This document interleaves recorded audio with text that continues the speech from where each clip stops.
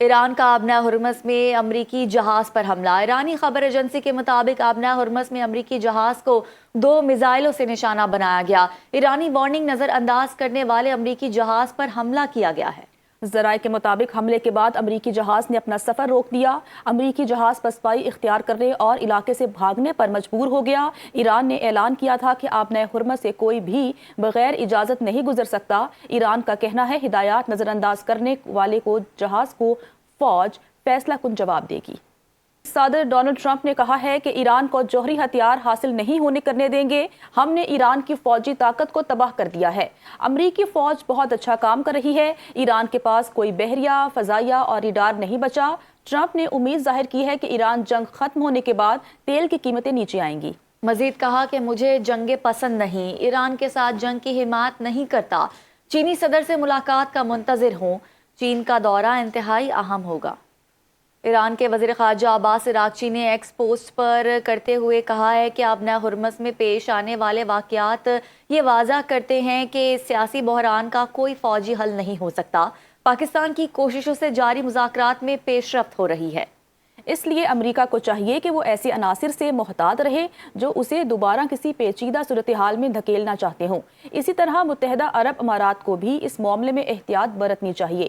Project freedom دراصل project dead lock بنتا جا رہا ہے۔ سعودی عرب نے خطے میں جاری کشیدگی کے خاتمے کے لیے پاکستان کی ثالثی اور سفارتی کاوشوں کی بھرپور حمایت کا اعلان کیا ہے۔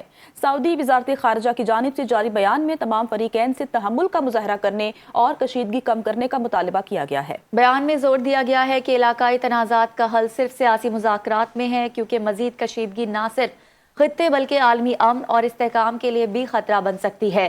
سعودی عرب کا مقصد خطے کو مزید کسی بڑی جنگ یا بحران سے بچانا ہے۔ ایران کے وزیر خارجہ نے پاکستان میں ایران امریکہ مذاکرات کے دوران پیش کی گئی تجاویز اور سفارشات پر ملک کی قومی سلامتی کمیٹی کو بریفنگ دی ہے۔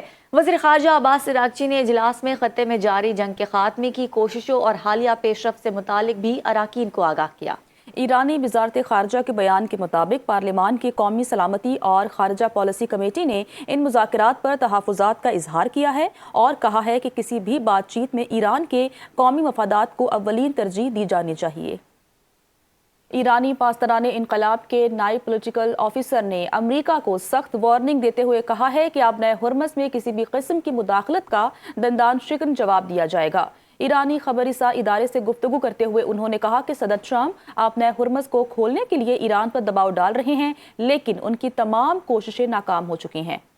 ید اللہ جوانی نے دعویٰ کیا ہے کہ امریکہ اب سپر پاور نہیں رہا، بلکہ اسے ایک حقیقی سپر پاور ایران کا سامنا ہے اور کسی بھی تصادم کی صورت میں امریکہ کا جانی اور مالی نقصان ایران سے کہیں زیادہ ہوگا۔